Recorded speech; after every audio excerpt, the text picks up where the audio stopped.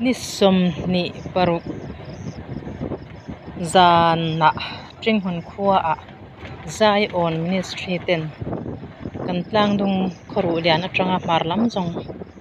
damlo harsa pualin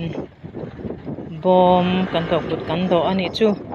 chumi hun mang tur chuan tring huna bultan ani a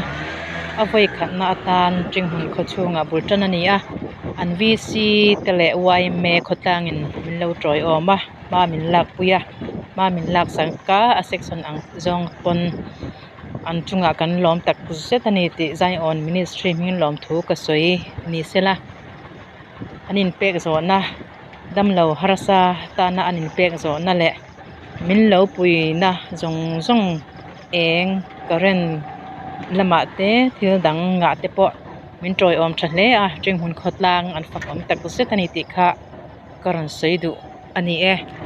auto kan manga chuta chuan kong po I atha em lawa ti chuan auto in tring hun kho chung kan lu ta ti khan kan motor min shrai tu po rong bol na a in pe zo khopa a sen so turang po kan choi tur tam taka kha choi lovin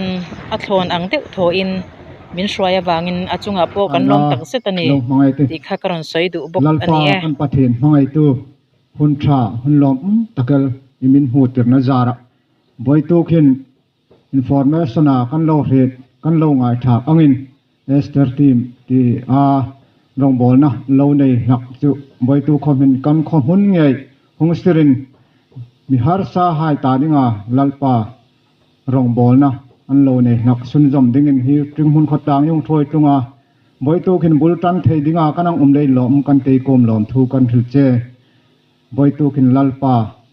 ester team tia rong bol nan nei hak chun boi tu khin lalpa team angin